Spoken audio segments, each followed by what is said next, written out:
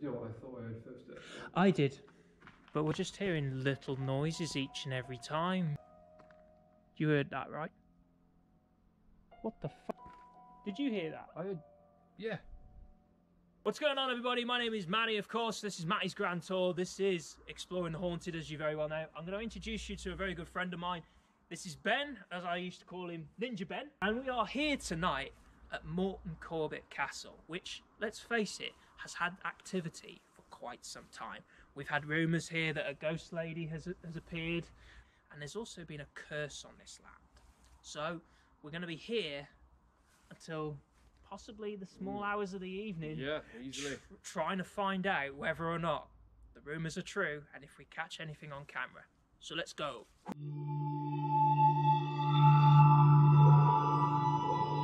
Moreton Corbet is now the ruins of a late 12th century castle keep, which now stands by the ruins of an Elizabethan manor dating from 1580. The manor house was captured during the Civil War and set on fire, after which it was abandoned. Part of the keep and the foundations of the curtain wall remain. The first castle was constructed as an earthwork enclosure with a moat and a keep in the northwest of the enclosure. The castle is attributed to a nobleman by the name of Bartholomew Torret. In the early 13th century, the estate passed by marriage to the Corbet family. The Corbets rebuilt the early Norman fortress as part fortified stone residence surrounded by a curtain wall, which was entered by an impressive gatehouse. The fortifications must have been mainly for show though, as they could never withstand a serious attack.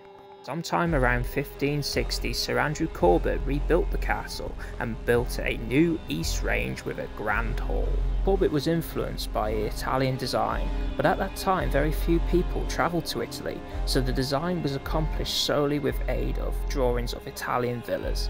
The classical Italian design of Moreton Corbet is made up of random bits and pieces rather than a coherent one, but it is still a lovely building, though it stands today as an empty shell.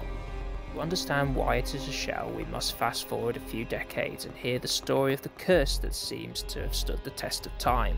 In the early years of the 17th century, Puritans were persecuted in England. The owner of Moreton Corbet Castle, Sir Vincent Corbet, was himself not Puritan, but he did sympathise with their plight, so he gave shelter to a Puritan neighbour named Paul Homeyard. However, Corbet became dismayed by the radical Puritan ideals, and perhaps concerned for his own welfare should his aid be discovered, so he asked Homeyard to leave. Homeyard, in the best style of traditional folklore, cursed the Corbet family and vowed that work on the house would never be completed. Homeyard's ghost is said to haunt the area, keeping watch to ensure that the curse is fulfilled. Whether it was the effect of the curse or the events that followed, the Italianate mansion was never completed. In the Civil War, Sir Vincent fortified the house on behalf of the king. Corbet had a force of 100 men at his disposal, but he was undone when a small force of only 10 parliamentarians tricked him into opening the gates one night, and Corbet had to surrender.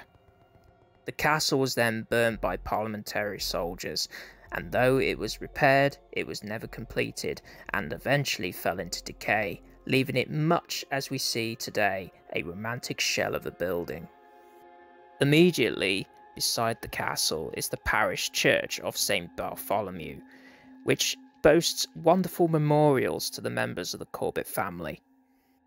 One of the ghosts that surrounds Moreton Corbet Castle is a ghost of a lady that seems to haunt the grounds. People seem to think that she is in Victorian clothes, and some people think that she is a member of the Corbet family.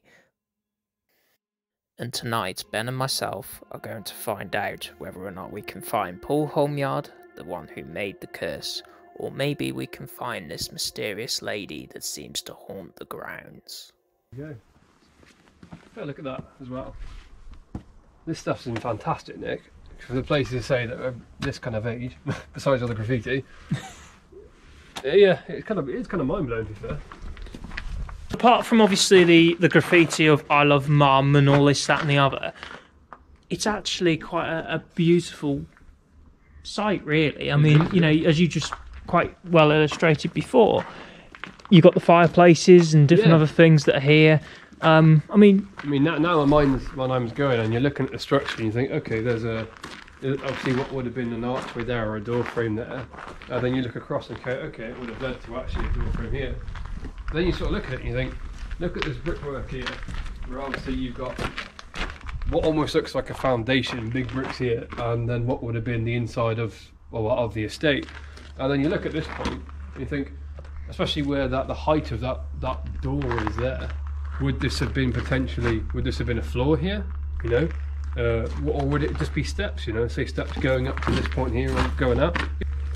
Once again, these rectangular slots, where I would think, from what I've seen of old houses, would have been beams holding what I could only assume is the floor, to be honest. And the same thing over this side, you see it around, and all these kind of all these old walls, that all these holes that are there are all the same level, because I would suspect that it's actually where the floors would have been. And you know, the old houses wouldn't have had, you know, all these modern day things. It would have been old massive beams of either oak or some kind of timber to hold it in place, and you'd put it into the walls, and it would be supported, say, by a good half a foot here, where your beam would be resting. Yeah, I would take a safe bet that's what these holes are for. Sorry, I didn't want to. No, do you know what? It's nice to have somebody who actually can run with it, you know, as well, because sometimes the host does either waffle or or he just wants a break. So it's quite nice to have somebody along for the ride, shall we say. So I'll tell you what, we're going to go into this bit here. Ooh. I want to know what's down here. Do you know what? I think it's a perfect time. I think this is a good time to get some torches. Let's go down together. I couldn't even tell you whether there's an echo in here. I couldn't tell you whether this is actually looking at the floor. I'd say this probably is original brickwork. So I would say, okay, maybe a few hundred years ago people were shorter. But do you know what I reckon it could be? I reckon it could be almost like a panic room, almost. It could be, you know. Well, I mean, think about it. I don't know about you, but I think you look at the. Oh, wow! You think about the times. You're talking hundreds of years ago. Like as I say, the church across the road as well. Yeah. You think about how many different actual religions were going around hundreds of years ago. People were fighting between different religious groups, and to be across from the church, I would imagine anyone here would have been friends of the church. And we've seen it in other buildings, especially where we're from, you know, Shrewsbury, there's a lot of history there. A lot of places, you know, would almost hide stuff, you know, churches especially would say, you know, I don't want all my riches and things being in the church when we're all fighting. Absolutely. So as you say, this could have been used for that, could have been used to hide something. But it's not just that, I've just thought about this, but monks used to hide. They used to have a monk's fold, and I don't know whether or not this is accurate, but this could be a good place for a monk or anything like that to hide in, because I'm guessing if we go out of here slightly, I'm guessing that obviously the metal railings would not be there. No. So this you could have like almost like a false bottom. And this could just go down, or it, you know, if actually you think about this, look at the level that we're at, and if we're right in saying that perhaps the floor would have been a bit, say, higher up, then this would have almost actually been. You think about if you were here, and these rails went here. If this had a floor over top of it, you almost wouldn't even realise this was here. And perhaps maybe it would have been a pantry. Yeah, exactly. Yeah, you know, it could have been a pantry. You just don't know. But one thing I will say, and I have just noticed this, is that obviously during this time, you know, especially when this house was built, you'd have had all fields and different other things, and then we've just literally seen a different type of history there, which is the old bunkers and the hangars, which I could only imagine would be from like the World Wars or somewhere like that. Yeah. So I mean, this place is practically reeked in history. Yeah. And to be quite honest with you, if the stories are true of what we've heard and also seen on the forums, I think we could guarantee some action tonight. I would say so. I mean, we haven't even got halfway through the first bit. No, absolutely. You know, our minds are blown. We're discovering underground storage places and just trying to figure out what the house would have been like. Or I say the house, bit of a grand house, but the estate itself, what would it have been like? I think we've got a really good adventure. Yeah, no, I think this is a fantastic location. I mean, if we don't catch something, even if we don't look at this place, you know. A fantastic location. I'm really excited about doing this now. Yeah. You take a look, even where the windows used to be. I mean, bear in mind this is going back, so this isn't wood, you know. You look at actually where the windows, the frames would have been, they're still there. You know, for something like that, for the small concrete there to not have eroded away, it's pretty fantastic. It's pretty amazing, considering how old the place is. And okay, the rest of the walls might be gone, but then you see what's around, what's left. It's like you can look at it and think, yeah, this is where the entrance would have been. This is what this area would have been, and you can tell straight away what would have been the main grand building, you know. The fact that we can look at that and think, you know what, yeah, see the height of it. You can tell the height of it, you can tell where it would have been, you know, as you say, size of the rooms. It's a fantastic place to really be. You can really get a good of a scope of it, you know. Do you know what? I think he's literally said all I need to say on this. I don't need to say any. I don't need to say any more. But anybody that does want to come and visit Moreton Corbet Castle, I would say one thing: it is owned by English Heritage, so just be careful if you are doing any form of photography, and do not make it commercialised. I'm not, but obviously we're here. We're obviously doing an investigation. Obviously, it's for you guys out there. This is not for a business or anything else. It is purely for pleasure, isn't it? So, absolutely. I mean, and not just that. I mean, we're hoping to discover something brilliant along the way. That would be the entrance. I would say so. I mean, looking at the actual architecture of just the actual archway, that to me would say, right, this is where you're going through to, you know, a grand estate, basically. It is. Of course, we've got the church that's just over that side, and I mean, there has been some paranormal truth in that. So I mean, you look at there, you still got, I say, definitely what I would think would be the front entrance, especially, okay, I know the bridge is modernised, I would say it even says the date. I don't know whether or not anybody can see that on the camera, but it does say 1579. So I don't know whether or not that is the newest part of the building, or it was actually to say when it was potentially built. Potentially built. The location of the church across the way, and sort of through the trees, it would make more sense for this to be the entrance, because, I say, especially several hundred years ago, when people were very, very religious, you know, everyone in the country was of some sort of religion, you would want to be able to come out of your estate and go straight across to a church, or vice versa, people from the church to come over to your estate. But honestly, mate, I mean, this would be like a hall, I'm guessing. Or, you know? Yeah, I mean, if you came through, let's say that was the front to, let's say, the rest of your estate, either in which case, or a grand, grand hallway, grand entrance, you know. It's been a while since I've been in a massive, you know, grand estate to say, but I mean, I would definitely be, sure to say that was probably the entrance. Yeah. Looking at the building, I'd say that would lead to, well, I mean, what would be in a master estate? You'd probably have a ballroom. Yeah. You know, looking at the size of the building, I would say that I would imagine it would have been the biggest part of the building if you were going to have a grand ballroom, or even bedrooms, you know. We've just literally found a little plate here.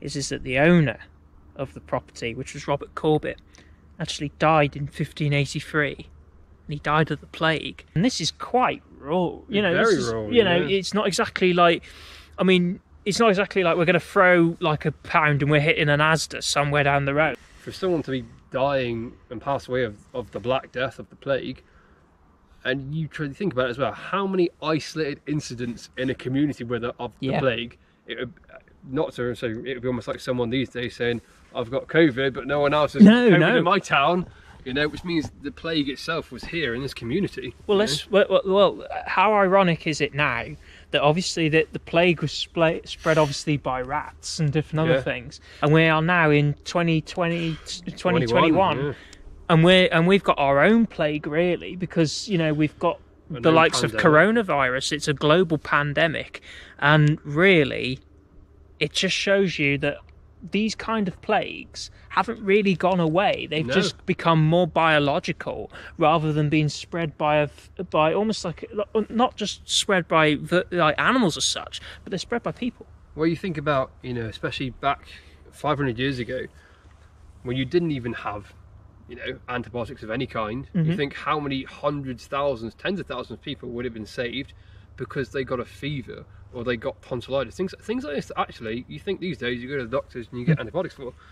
You get a fever back 500 years ago, that could be your death. Absolutely, you know. And there were even illnesses that we don't really understand what they were. There was the famous, what they call the sweating sickness back in London. Even, I think it was, Henry VIII, so we're talking Tudor times. So we're not even talking probably as old as this castle, you know. There are sicknesses that wiped hundreds of people out, and we still to this day don't know exactly what they were, you know. Well, I mean, we tuberculosis. Yeah. You know, I mean, let's face it. You get the TB jab at school, you know, and it covers you for the rest of your life. Don't think twice about it. You don't think twice about it. But TB was one of the biggest killers, you know, of many people. I mean, it also shows you that even if you're a duke of, you know, of great grandeur and you're living far away from the almost like the town, you still weren't necessarily invincible to the plague. And not just that, he would have had a private doctor. Absolutely. You know, he would have had a private doctor that would have come in and inspected him, you know, whereas you and I both know, being from a working health background, that to get a private doctor these days, you got to be paying the big bucks for private healthcare, at least, you know. I mean, let's face it, you'd be on Premiership footballers' money, really, to get a private doctor these days.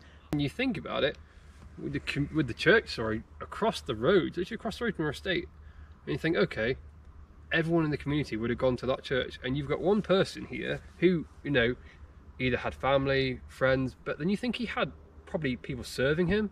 He would have had servants, he would have had maids, things like that. So you would have had a whole bunch of staff here in this building, and if he's got the plague, I would absolutely guarantee that I'd be shocked if no one else in the local community all coming to the church in a gathering wouldn't have caught the plague. I'd be very shocked if his staff hadn't have also gotten well, because you remember when you know, the master of the house, whatever you want to call him, was unwell, you used to have to serve him. You still had to go, right, okay, what can I bring you? I'll change your sheets.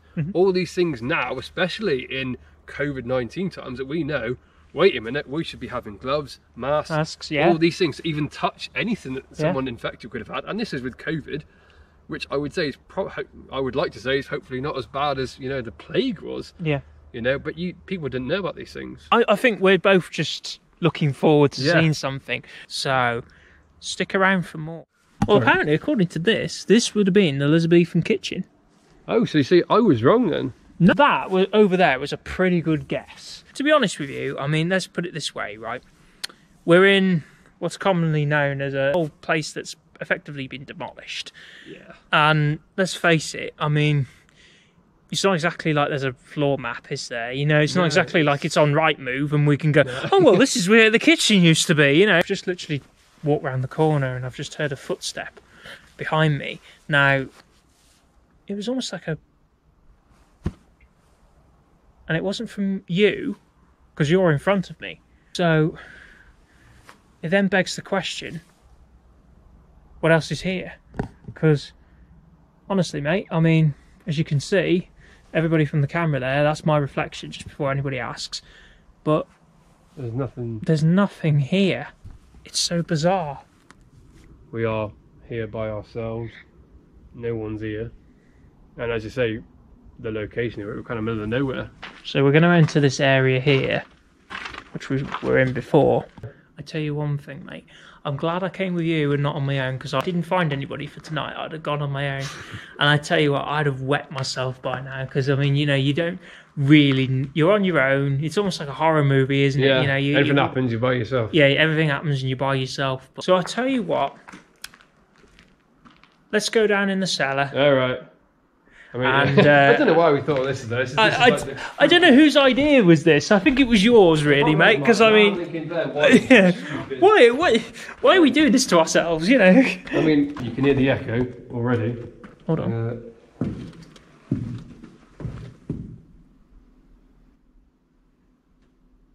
Did you know what I thought I heard first? I did. Come back up. I swear it was coming from over there. Yeah, I did too. Hello?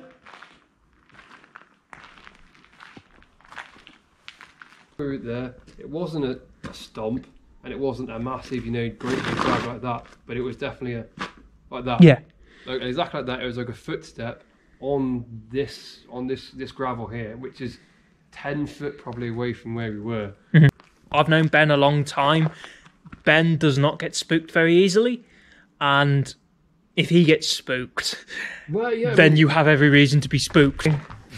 I mean, I'm really curious, you know, looking back at footage, if you know, got, you know, people. If we did actually capture anything, if people can see anything that we haven't done, whether it be a shadow figure, anything, a silhouette, anything that, you know, that. Oh, I'm feeling a bit of a chill really at the back of my spine. I don't know whether or not you felt that, but I've just felt that. It's almost. I don't know if it's wind, because that could be. Could be, you know, we are outside. You know, but we're right opposite a doorway, and you know, it could be traffic. Yeah. You know, you could get the remnants of the traffic that used to be here. Yeah, so you gotta have that investigative mind. If you can't just assume everything is something paranormal. I will say that I say the stuff before that we both heard with our feet not on the gravel, and so we'll go back and I'll point it out where my feet were on the steps. I mean, to be honest with you, we might as well go back to it now. Well, you know, yeah. I mean, obviously we were here. We all put the torches all the way out here. We were showing a bit to camera, you know. And I think what ended up happening was go on then, let's go. We decided that we were going to go down into this cellar. You know, we've seen it before earlier in the video. And you look here. I'm going to put my torch focused on it. That these steps here, they're not gravel. They look like solid, almost granite or limestone or something, but they are solid. There's no, you know, gravel or anything to go down.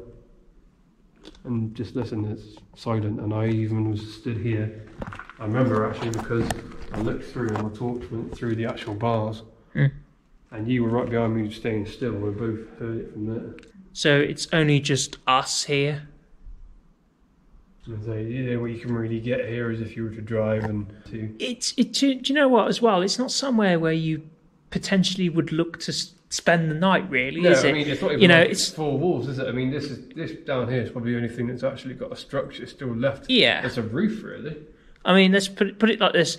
If people are looking to stay somewhere, I mean, surely the Premier Inn would be a lot nicer. Yeah. Is anything here with us?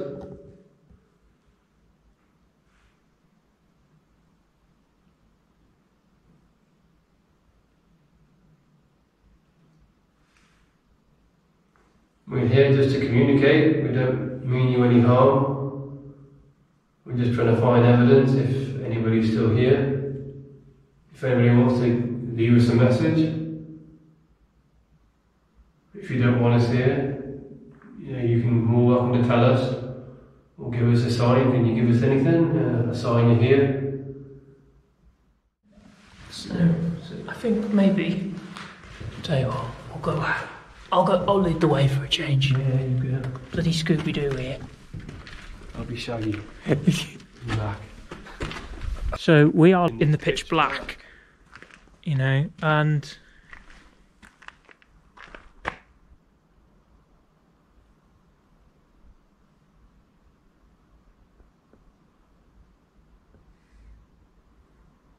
keep hearing little sounds. And I do.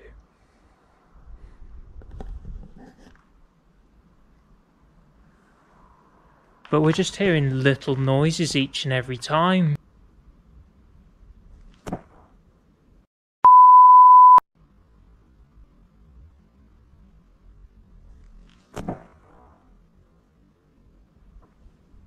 See, I thought it might have been the camera, but I'm still hearing little jangly sounds. Yeah. I mean, it's almost like there is something here, and it wants to. It's almost like you hear it really, really slight, faintly, don't you? It's yeah.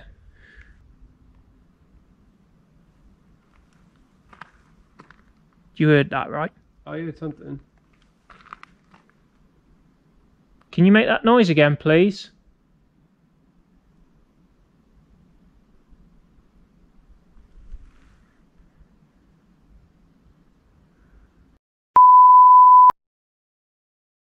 know. There's hold on a minute, Ben.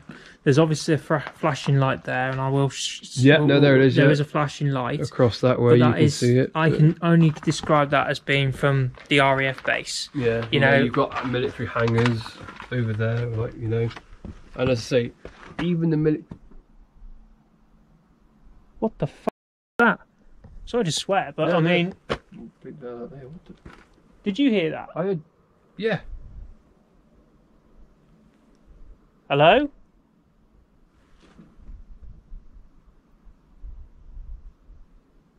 No? Really weird. My back was right in that doorway then, and I just felt really uncomfortable then. Like, just the fact that, you know, like, heard something, and then I stood there and I felt like something was, I don't know, like I was almost vulnerable then, and I don't feel like that very No, often. you don't. No.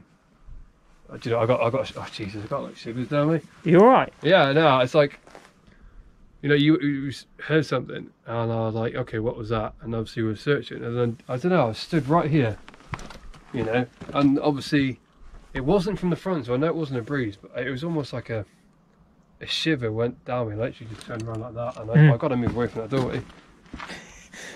Wow. You know, mate, it could just be me being paranoid. No. Nothing's touched me or nothing, or I didn't have any voices, but there was some kind of something. It was like a movement, wasn't it? It was like a physical movement. Now, I mean, if it was an animal, we would have seen it. Well, you'd hear it running off into the bushes, wouldn't you? You know what I mean? Look, if I just walk into the grass, you could hear this. I'm walking through this just normally. You'd be able to hear an animal running through that. I don't know. Do you know? I feel fine now. Now I'm over here, but like, it's when you're in that doorway. Yeah, I had an uneasy feeling right behind me when I stood there, to the point where even when I turned around and I could see there was nothing there, I was like, I got to move away from it.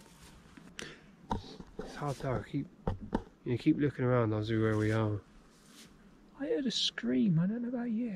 I heard something, but I don't know. I don't know whether. I mean, it might be nothing, but if there is, I'll try and replay it and try and hide the image. But obviously, they interact with your sense of sight, hearing, and smell and touch.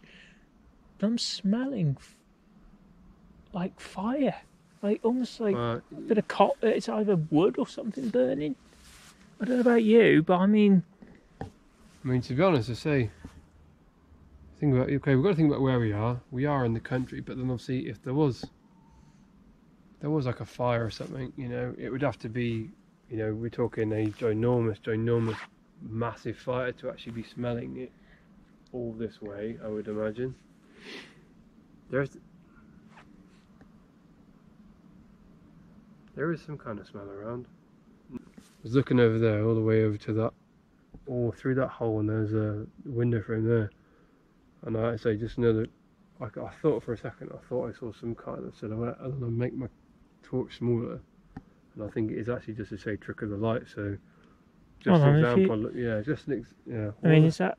I say, well, it's like if I put it like that, I almost feel like I could, I don't know, like there was. You thought there was something there? Something there.